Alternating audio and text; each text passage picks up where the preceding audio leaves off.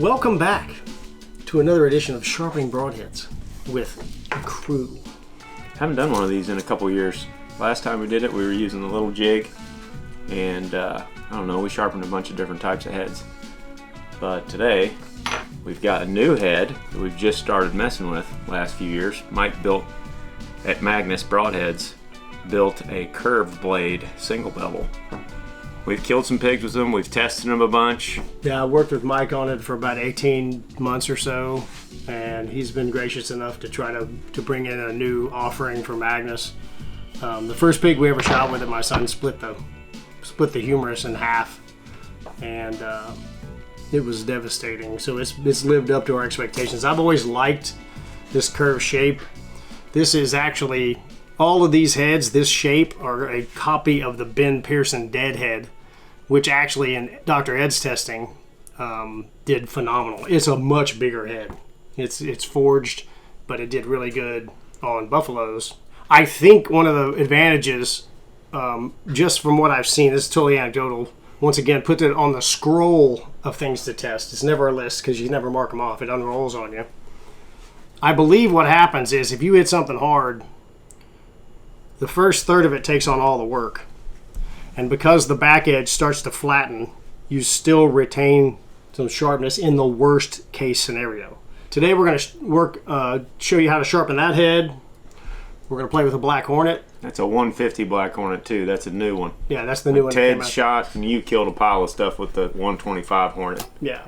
The foamer. Yeah. The foamer. And then what Mike's been working on a 150 and just has made this in the last couple years. But you guys have seen us shoot all kinds of stuff. I mean, there's also, we've got cutthroats, we got tough heads, we got other Magnus heads. But the thing we liked about Magnus is Mike's able to make these things, and these are kind of our affordable cut on contact heads. Great heads. Like he said, we've been testing them for a while. I have. I've been working on this one with Mike, like I said, for 18 months. We changed some of the geometries. The Tonto tip was too long when we first got the first ones. We shot them last year. That's the first one. Me and Zach were just talking about it. Yeah, you see the Tonto tip's real long compared to, we blunted it up. And that's because last year we shot it through the skull of a pig repeatedly, and we kept seeing the tip having challenges. You picked up on it immediately. It just barely bent. Tiny little tip bend, so we blunted up the Tonto tip, and that solved that. And little modifications, being able to work with great people. That's why I like Mike a lot. Like, he's been awesome. He's awesome to work with. Mm-hmm. He's one of the good guys. Yep, absolutely. And he's been running that company for a long, long time. Yeah. Lifetime warranty, too. So I have a real short story on that. Before the ranch fair and all that stuff in like 2012 or something, I was shooting the Stinger, and I'd been to Africa and did really well with it. And I was practicing, and I had a fence post and bent the snot out of it. I mean, a metal fence post, just tore it up. And I mailed it to him, and I said, listen, I know you have a lifetime warranty, just a handwritten letter. You don't have to warranty this thing. I shot a fence post. Right? I mean, I kind of felt bad. My reply was a broadhead. No note, no hey man. Just a week later in the mail, a broadhead showed up, and he'll do that for you. So lifetime warranty, all that good stuff, and y'all are selling them. Yeah, we got on the website. Both of them on the website now. That's good stuff. So if you want to buy them from these guys from the Hunting Public website. That's the way to get them. Something that's funny that I think is a funny little side story. I shot a deer with these last year and put the bow specs in the video. There's a lot of comments. There is not a single bevel Magnus Broadhead. Well, here it is. Yeah. Whoops. Yeah. As I've done all this crazy stuff and all the testing, aeroflight is probably the hardest thing to do in this business, and the most overlooked thing is sharp. Even if you own them and they sit in your quiver for a year and a half, they are not better a year and a half later. They don't stay sharp. Sorry to derail the conversation, but this will have to do with it. Here's my cutthroat. You know, I've been fans of these things for a while now. Look at the rust on that thing, Greg. Can you see it? Mm-hmm. Especially on the up towards the tip. Where it gets thin. Mm-hmm. Yep. Both sides of it. Just sitting there. Yep, just sitting there. The quickest solution for that is to buy a strop, a hand strop, and just buff them every once in a while. They'll come right back. Yeah. But just the time in the field is just not You don't get that many days in the field, and you don't get a lot of shots. So to overlook something like sharpening broadheads when you're sitting around picking your nose, watching TV all the time, and you could spend 15 or 20 minutes making sure they're super sharp, and we'll show you what that looks like here in a minute. It's good stuff. So we're going to run this on the Work Sharp. This is a tool that's actually designed for knives. I've got 2 or 3 videos on my channel about sharpening all kind of random things. It just takes all the guesswork out of it because it's a very, very precise device. The nice thing about this is when you buy broadhead sharpeners from anyone, you get a broadhead sharpener. Traditionally, most of them are for a particular type of broadhead, or even to the brand. So then you have to buy, if you have 3 different kind of broadheads, you end up buying $100 worth of sharpeners. Or you can spend $100 on this, sharpen your knives, which is, you can sharpen all your kitchen knives, fillet knives, big knives, little knives, and broadheads. So it's a really, really cool device. And I'm not smart. This thing's idiot proof because I'm the village idiot, and I have been looking and looking and looking for sharpeners. I actually was told about this from by Giannis from Meat Eater. He mentioned this thing. He goes, I wonder if it'll do for broadhead, so I ordered one. Well, let's see how it does with a straight single bevel, a curved single bevel, and a double bevel. Easiest way to start this out, let's do the curved single bevel first because it's the most complex. So the first step of this deal, we don't know about the geometry between this device and this tool being sharpened. So it could change the bevel a little bit. And that's okay, because once you set the bevel of this to this device, Mike sharpened this with something else. If he had sharpened them on here, it'd be plumb. I'm sure he has a big old machine that does that. I have no idea. So what you do is we Sharpie the edge. You don't have to Sharpie the whole edge, but you do need to sharpen at least out here, because this is what cuts. You can make it completely flat all the way out here. I've actually tested this.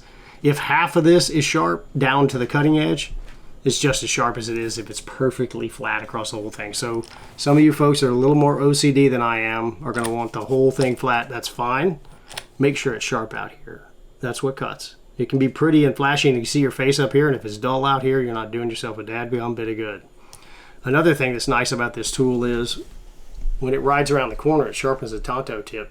I didn't think that was going to be a thing. I thought we were going to have to grind on the Tonto tip, but it seems to do fine. On all single bevels, so whether it's a traditional triangular shaped head like this one, like the Ranch Fairy head, or a curved single bevel, you're going to have 2 angles.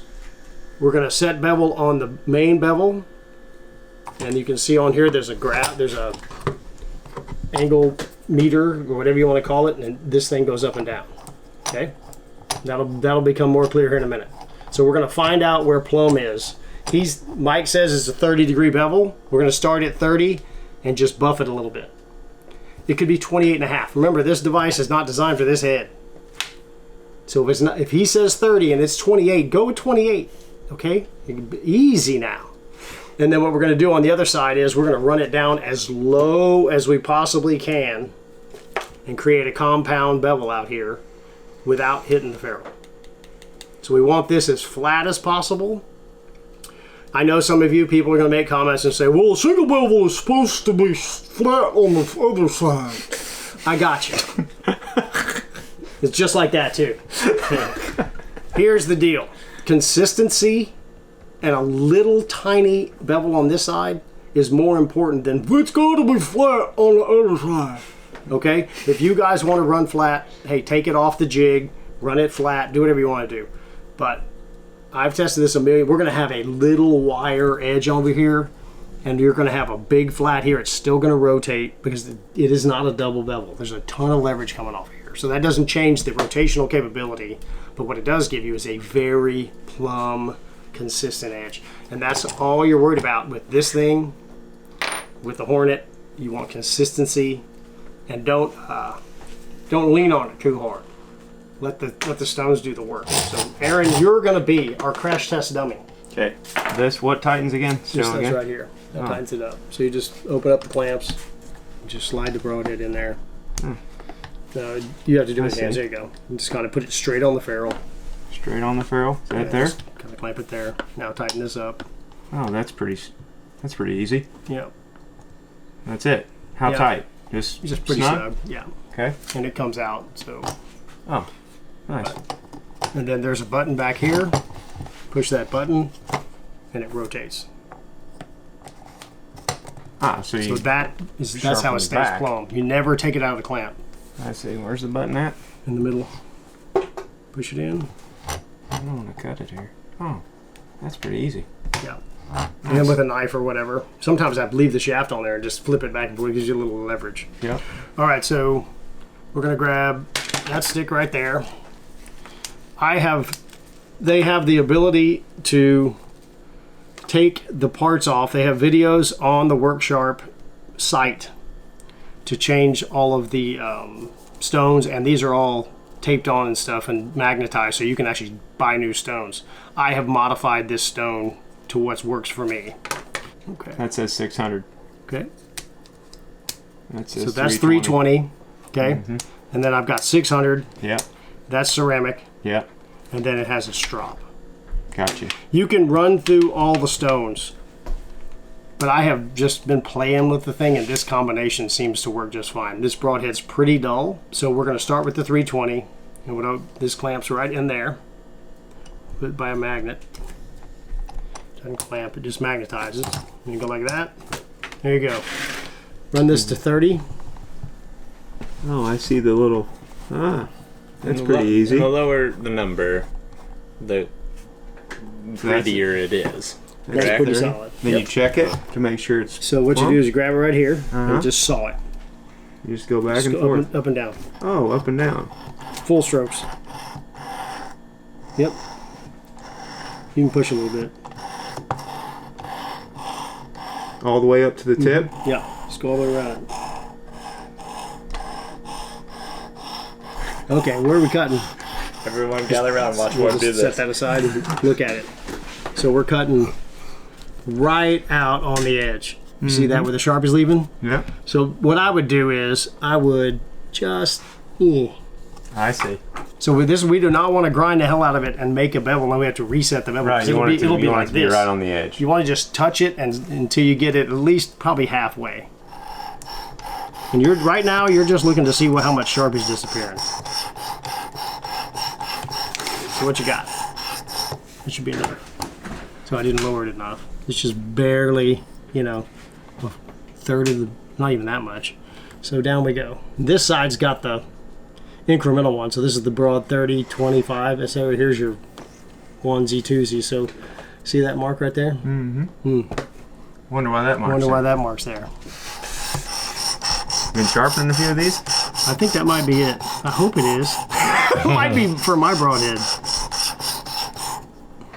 Looks It's coming off more. Looks like No, there you go. Okay, so what we're seeing is it hit more here and not in the back as much. So Right. I would just run with that and run the Sharpie off of it. Run it all the way off? And just keep the whole thing? Keep going. Or just on the spot? Yeah, no, keep going up and down the whole blade. Go all the way out to the tip, and like Zach said, and all the way to the back. So the reason why it looks like it does is because it's curved, and once again I said this device is not for this device. Quite frankly, I probably wouldn't sweat it too much. Some people are going to be upset that they have Sharpie on their broadheads. I do not. The animals do not care. So I'd work back here a little bit more just to kind of flatten it out. You're just trying to get the leading edge of the Sharpie. That's right. You don't need to get it all the way back Right. here. I mean, it's close. It's close, yeah. So I like this a lot more than them jigs because the jig is fixed. yeah, that's right. So you got to literally grind the jig off Yep. to get it to get everything. With this thing, you can go from one side of it to the And other. if it needs work in one spot, you're Right. good. That's pretty cool. You just gotta work on that back a little bit. I ought to put this broadhead on somebody's arrow this evening. I'm gonna put it on mine. Okay. I'm gonna kill something with it. I hope. Starting to get there. See on the very back edge. Yep.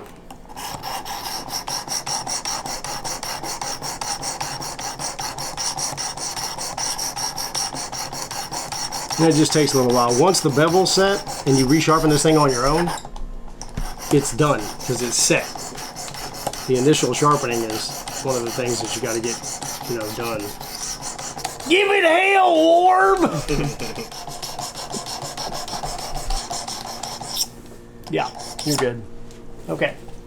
We are good to go, and we're not going to worry about that because you're on the outer edge. Yeah, it's on the See, leading the edge. difference is the Sharpie's up here, and out here is sharp. Yep. So you might, this will happen with the next stone. Yep. So you take this, rotate it to the next stone, you grab that, it just spins. I see.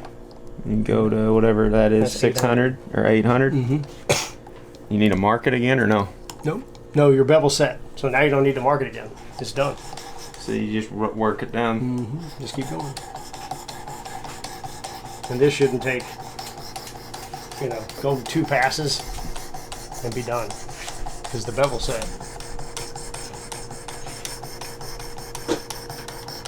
Sometimes with really dull broadheads, you got to do that first run with the big stone, the heavy, the coarser stone, and then I guarantee when we do mine with the steel, it's going to be hogging. All right, go to the ceramic.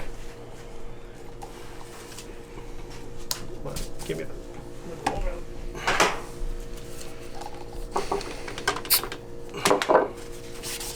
Never gets real clean, but can't hurt. This is the ceramic. I gotta get one of these. Alright.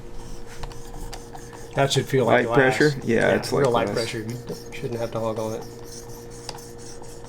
You're getting to the honing stage now. I think there's a 220 in here. I didn't mention this, but you set these little rings so you don't jump off the broadhead on either end. You can set the distance. I see. Ah. And you So slam those in- are just rubber rings that move up and and you down. slam into them, and then you don't jump off the broadhead or the knife or whatever you're sharpening. All right, Okay. That one's good. backwards only. So take this out. Yeah. So this is the elite version, and it has a strop. And I love strops. Backwards only. Backwards only. So If you push, you'll cut it. You'll cut the leather. pull. Only pull and pick it up. Pull, pick it up, Mhm. pull, pick it up. Okay. Yeah, it'll cut right through the leather, and then strop will be dead. So we just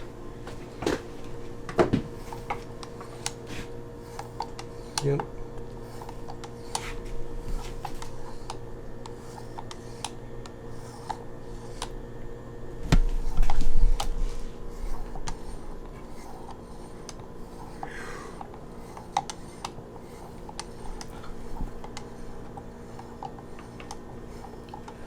All right, you're good. Okay, so this is something I've been playing with. My original video, sharpening the Ranch Fairy head, wherever that thing's at, we'll find it later. I flipped the bevels back and forth and back and forth and back and forth, and I went through every stone on both sides. I have found that is unnecessary. So what I do is I sharpen the main bevel to the strop, and then I flip it, and I literally I grind it about 10 strokes, and the burr will just pop up on which one? on the flat side. No, I mean which grit you run on the back. Oh, I would do a light grit like the 600 or whatever. 600, like a couple strokes, and Yeah. then go to the ceramic, and then go to the strop Right. on the back. No strop on the back. So No what we're gonna do, strop. we're gonna roll a burr. All right. So what I was finding out was, I said earlier, you just want a wire edge. When I sharpened this side with 800, then this side with 800, then I went to 6, and then I went down, and then I went to ceramic. I got a pretty good sized bevel on this side. That is not what you want. You literally want a wire clean spot, and you want the burr to roll over. And then you buff it off on this side. So we've totally prepped this side. Yep. You're gonna flip it, Just press it in, and press the button, and roll it over. like that. Okay, here's where it gets fun. Get that in there. Okay. Now you're gonna hold it up to the light. Put it on the middle stone. It's on 8. Okay. You're gonna hold it up to the light. Like this. And you're gonna turn this and lower this until it's right on top of the ferrule. So just turn this knob. Ah, I see what you're So doing. you want the lowest flat side you can get. You could do it that way, but it's just gonna blunt the edge up. Right. It makes it steeper. So You it won't gotta be go- as sharp. So you can't hit the ferrule. You can't. No, because it'll bounce over it, right? Right. It won't hit the edge. You've just got to get it really close. Just get it really close. It doesn't have to be, microns away. Oh, I'm gonna get microns. Oh, Say, but you might as well. Yeah. Doesn't have to be, but you might as well. Check the work. we did the gapping tool for spark plugs from the old days. 035. Nobody knows what that is. Young people don't know what that is. You might. I don't. You ever seen a gapping tool? All the spark plugs used to have the same gap, and then you had this tool you slid in there and bent them. Nick. Oh, I guarantee he knows. The son of a mechanic does not know. Just because my father's a mechanic does not make me a mechanic. I'm being a little picky. Okay, well, what do you have over? What do you have here? Oh, it's right where your mark is. Yeah. I could have just went to the mark. Yeah, well, no, I didn't want you to do that. That's cheap. Ah, I got you. We want the audience to understand that you mark it fundamentals. Yeah. afterward. Yeah. And that way Okay. you can go back. All right, All right. so now what I do? Grind on it pretty good. One way or both? Both, just saw it. Saw it both ways. And we'll see if that light stone rolls the burr over. If it does not, we'll get the heavier stone. Sure sounds like it's hitting it. You're not hitting the ferrule. Boy, you did. You went ahead and microned it, baby. Wait a second. That mark on there means something? So mark your work sharp for your broadheads, whatever they are. And then it makes it easier in the future. How's that? Okay, flip it back over and let's see I what can we kind got. of see it. Yep. So push the button, flip it, and let's see if we got a burr. Oh yeah, I can see it. Look at that. The full length of the edge. Man, that is Perfect great. Yeah. That is You great. just don't see that with any other tool. No, You see a burr that's kind of skippy, but that one you can see, it's running the full length, and that is because it's consistent. Like I said, for the flat side guys, fine. This is ideal. Now all you got to do is, I would use the 600, and light. Just One take the way? burr off. Just pull it? I'd just saw it off. Saw it off. Yeah, real light pressure. Now I got to reset it though, because see, I flipped it over. I got to go back to That's a why you top mark. That's why you mark. Yeah, I see. I could really mess this up by not doing that. The good thing is, Every time you turn it, you got to change this. the good thing on this side is you'll hit up here, so you won't hurt the edge, because you'll be too high. So right there is where I'm good. Let's see what happens. I think I saw all that. Yep. Ain't no more burr. All right. That's all you got to do. Yep. And there's a little bit on the front. Okay, that's fine.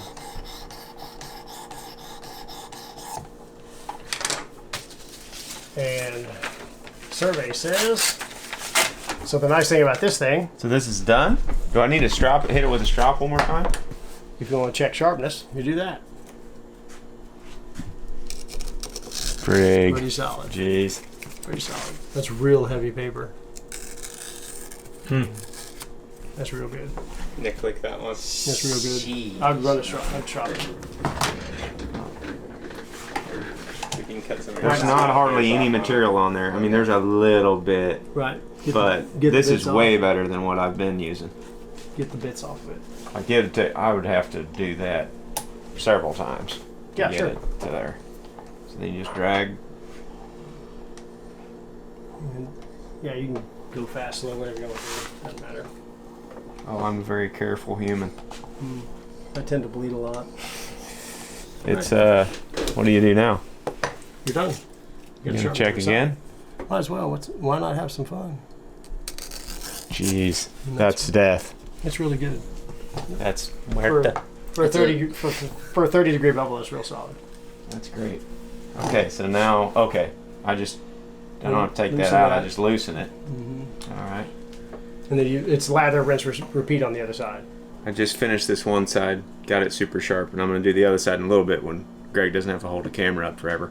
Yeah. So we're going to move on to the next one. Greg's gonna blow a rotator cuff. Yeah, but yeah, ideally. Team arthritis. Team arthritis. Team arthritis.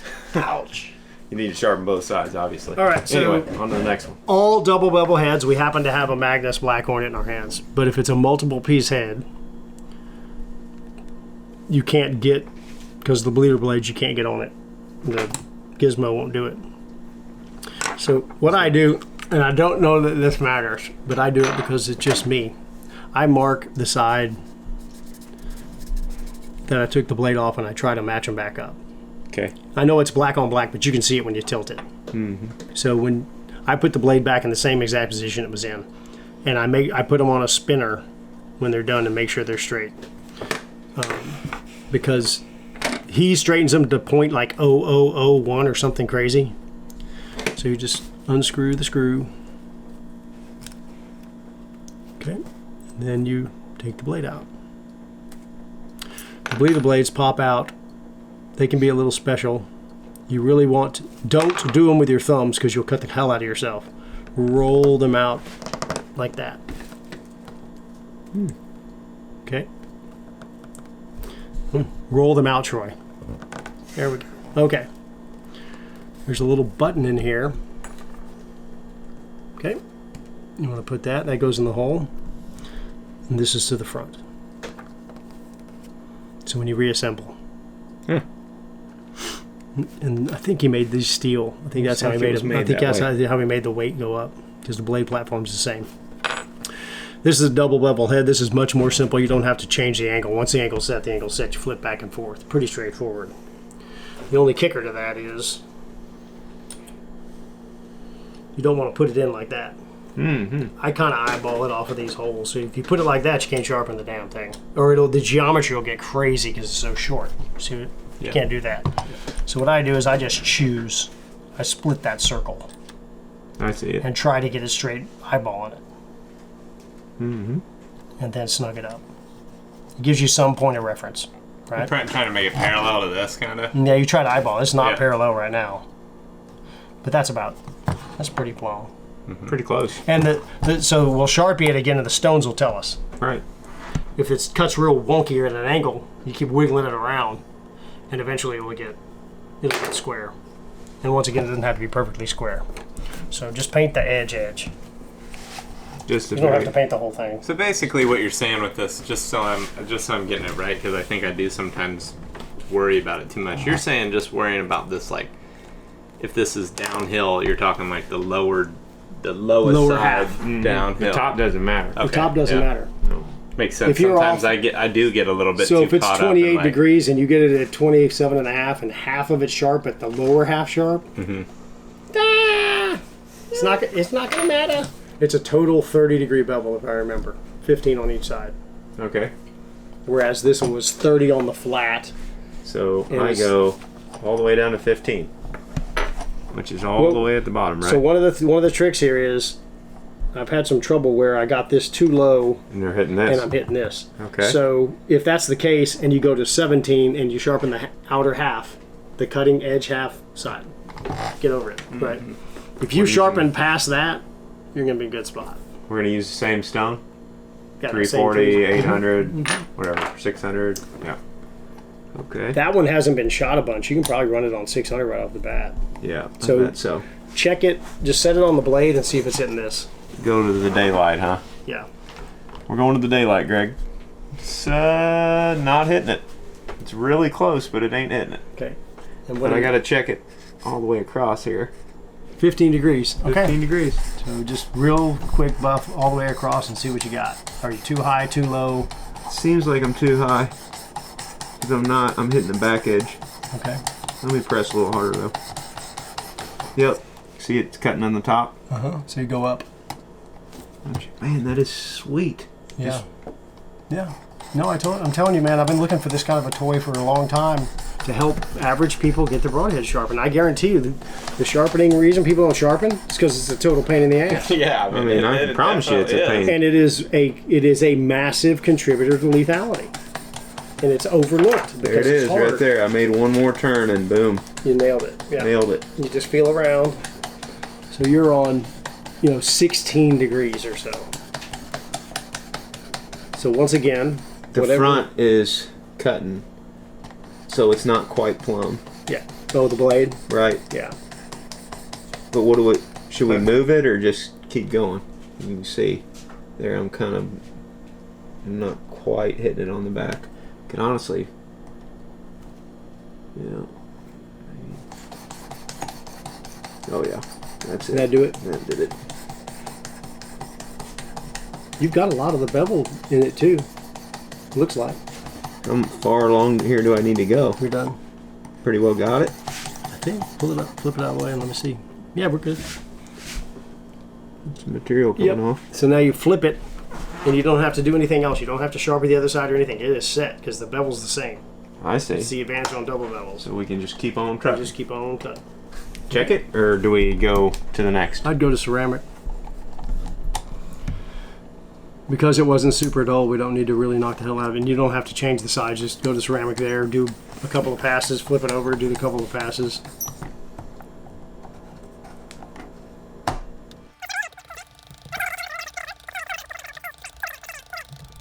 Carpenter See, square. like where I went down through there and hit it. Mm-hmm. Yeah. Okay, now what? Let's see, just for fun. We need a strop or no? Yeah, we'll strop. Oh yeah, we love to strop. So the tip somehow.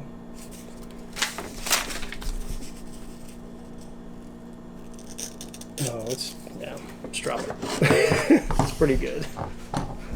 This thing's freaking awesome. That'll cut. When it cuts and then it starts just sinking, that's when it's. I've noticed that when you do this, it's like.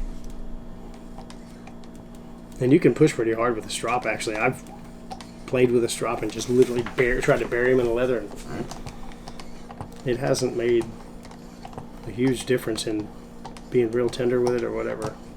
This is where they get scary. Mm-hmm. Flip. Flip. Man, that's sweet. That should take it off.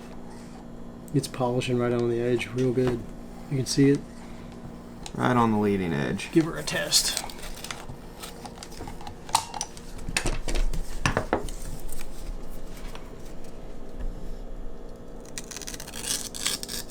That's pretty solid. Yeah. That's real Freaking good. sharp. Don't lick. That's right. That's right. That's freaking sharp. So boy. for everybody wondering what I just said, I sharpened some broadheads for Zach, sent them to him, and I had a little tiny note about this, but it says "Do not lick," just because I was wondering if he'd lick them or not. So now it always pops up in my mind whenever I see a sharp broadhead. It's like, don't lick. So the bleeder blades are a pain in the butt, and you can get them in the jig and mess with them. You're on your own. I've been able to get them. They're super short. I've been able to clamp them in there. You're going to have to play with that. It's the same process. If you can get them squared up and get the tools to bite on there, it's exactly the same process for this bleeder blade. I don't know about every broadhead, so you can message me and ask me, and I'm going to say I don't know about every broadhead because I don't. But on this one, you can grab it in that clamp. The trick is to get it.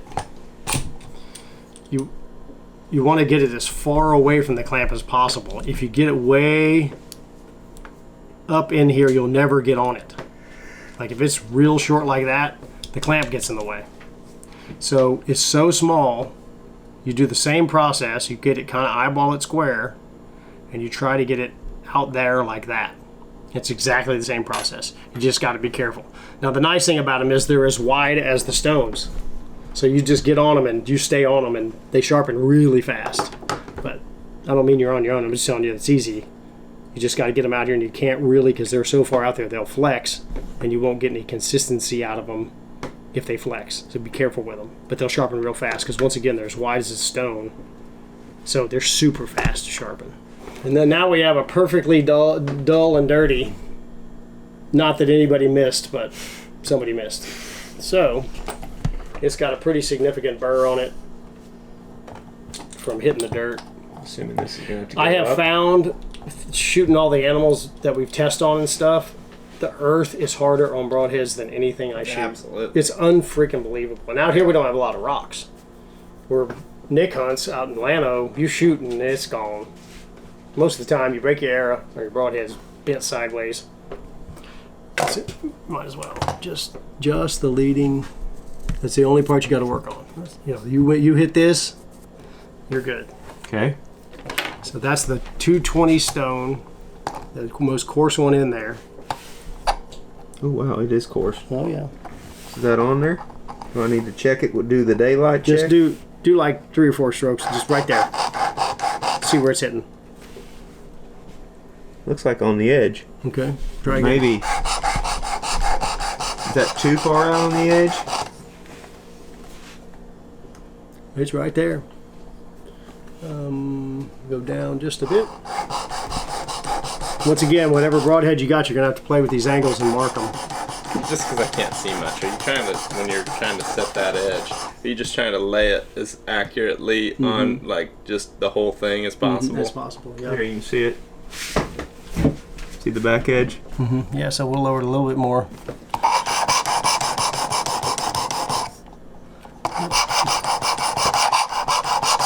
Yelling at you now. It's because it's really dull. Yeah. Looks like it's not sharpening the edge on all the way out to the front. Let's see what we got. Oh, It is. It's getting it. It's already almost took that all the way out. yeah. That's just. Is it too steep? Does it need to come down a little bit more, or no? We'll see. This is exactly what you have to do with whatever brand broadhead you got. So what do you think happened there? Oh, there you go. Now you're getting somewhere. Getting somewhere fast with this. Yeah, that big heavy stone is good. You just got to clean it with oil. Yeah. Now what do we do? I mean, that looks great. Yeah, I'll shoot It it. looks already way I better. promise you, I'll shoot it with Sharpie on it. And in fact, Zach's going to shoot it later. This time it's not going to miss because we're going to sharpen it. All right. So roll that one over to the next stone, whatever it is. 4 hundo. Just because it's so dull. Yeah. And just like 2 passes. You don't, now the bevel's set. You don't have to keep grinding it away. You just do 2 passes and change. 2 passes and change. It's not. You're not really doing much after. No, you're trying to make now you're trying to make that coarse edge just get down to micron level. Okay.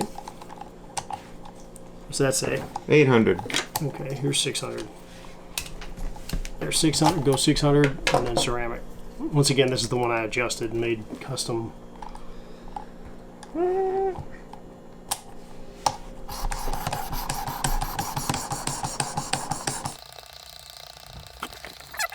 The ceramic, yep. We're not even going to 8 or the next. There we go. So what we'll do is we'll do the backside. We'll roll the backside to roll the burr, and then we'll strop it after that. We'll buff the burr off, and we'll just strop it.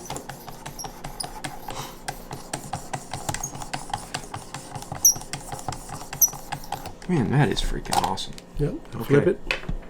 Flip this. Yep. And then what do we do here again? We'll we do gotta adjust something. this down. Yeah, you're gonna have to do the eyeball test. Yeah. That's 400. It'll do it. 400 just to get it pulled off. Yeah, it's still dull as a hammer over here, Okay. and it's got a burr on that side. Gotcha.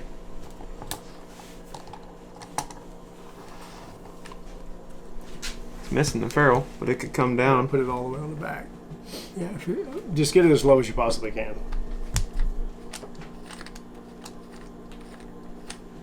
And it can go pretty dang low. It's got to be all the way on the back. This is where you're gonna hit right here. You're not gonna hit the front because it tapers. That's too low probably. How's that? Yeah, that's good. So that is right below the mark there. You can hear it. It's gonna sound horrible because it's so rough. Really loud because it hadn't smoothed out.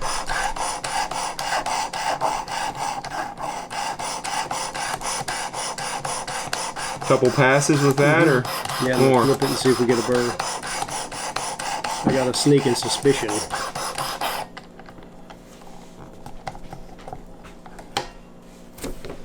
Didn't see it. It's a tiny little wire burr. No what? Absolutely perfect burr. Ah, you got. That's the thing I'm gonna forget. When you flip those single bells, you got to move it up. Okay. You got to Ceramic. change it. To get from the flat side, you mean? You gotta move it back up. You're saying Yep. just Ceramic, you said? Ceramic. I got ceramic. Yep. Why'd you decide to do ceramic? Because I think it's going to work. I If it got doesn't you. work, we'll go up, but I think it's going to take it right off. I think it already has. You can hear it a little bit up at the front, but I think it's pretty well got it. It's funny when you do this a lot. You start to feel. You do it more by feeling and hearing it than you do. That's the way I am with mine. You can feel you feel like gripping and stuff. Yeah, Well, there's a rough yeah. spot in there. I mean, that's with my what's wrong. jigs anyway. That's the way I am. Okay. Now what? Test.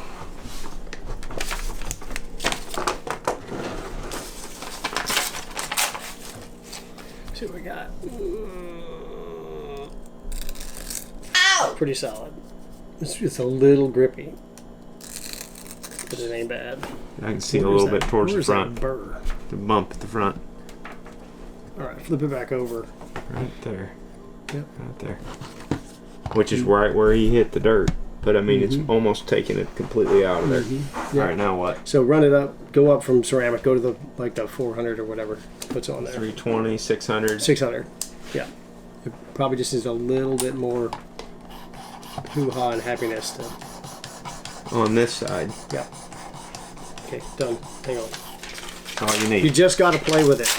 It's not. There's no 100% process here. You just keep playing with it. And it changed. It's more consistent. It was dragging in spots earlier. You can't feel this, but it was going to drag. I could feel it dragging, and right now it's just real solid all the way across the edge. So it's smoothed out. Strop. Go to strop and you're done. Don't need to strop the backside, just the front. Frozen salted butter versus like just melted butter. This is where I always find a huge difference. It just takes all the little crumbs off the edge. There's little bits and little hairs and all kind of stuff, and it takes them off. Don't get old, you have to wear glasses. Okay? Yep. And that is probably pretty dangerous, Singer. It's gonna work probably. Probably better than what it was. I mean, it's different. It's totally different. That's like, oh. It's wild. Yeah. That's pretty much it, though, guys. That's pretty much it. Yeah, we got to do the other sides on all of them, but We'll we're not go going ahead to bore and you do to death with that yet. That's pretty cool. So It's a lot slicker than Yeah. my jig that I Yeah. got. So now you don't have any reason not to shoot a really, really higher quality fixed blade broadhead that is resharpenable, and you can. A lot of people are on the fence on trying to buy non-replaceable blade broadheads, or replaceable blade broadheads, just because they think it's easy and they don't want to sharpen. But this steel's thicker. I mean, I think that's a .06. I'm somewhere around there, thick compared to .031 or something on some of the really light bladed fixed blade heads, and nice and long and super sharp and shiny. There you go. I've been sitting here. Thanks for watching, everybody. It's kind of a long, boring video, but I'm telling you, this is totally necessary. So we covered all the topics. We got the weird single bevel that's curved. We got a regular, single bevel machine kind of head, one-piece head, and then we got a multi-piece four-blade. Any four-blade head or head that looks like that can be done that way. Yeah. It's the same process. Get it kind of square, flip it back and forth. I'm sure you could do that on 3-blade, too, removable as well, couldn't you? Could you I take have the not blades out? tried to take like a thunderhead. Oh, I have okay. not tried it, but I can't imagine it wouldn't work. As long as you can remove the blades. Yeah, if you got to get the blades out of it. Yeah. Yeah. I can't imagine it wouldn't work. I just have never done it. Yeah, I mean, the cool thing to me about this thing is, like he said earlier, you can use all blades on it. Like, Yeah. I You have- can buy 5 different of the fixed blade broadheads that you want to try, and Yeah. you can run them all across it. I mean, you can also just sharpen your knives. Like, that's a huge selling point for me. It's like, well, now I just sharpen my knives on that thing, so you get it out, and then you can just do all the stuff that you want to touch up. And I think that's probably the coolest part to me. It also allows you to shoot broadheads, but you need to shoot broadheads. You got to shoot broadheads and make sure your arrow flight is good with broadheads. So a lot of people buy $100 per pack for broadheads, get a machined broadhead, and then they're afraid to shoot them because they don't know how to sharpen them. So they leave them in the package and hope to God they fly. Yeah. I had somebody sent me a video from elk camp and said his arrows were flying like this, and he said, "What's up with that?" And I said, "What do you mean? Where are you?" And he said, "I'm in elk camp and my broadheads aren't flying." That is not a good place to be. That's the wrong place to find out that your air flight's bad. That is not. You want But- to do this before. Like now. I mean, he summertime. had it looping like this, so if it was at 15 was good, and then at about 28, You just had to get the right range. Yeah. And they would loop it. Hold on, I gotta get him at my loop range. Kind of like axe throwing. Yeah, thanks for Right watching, rotation. everybody. I appreciate you. All right. That's it. See you guys.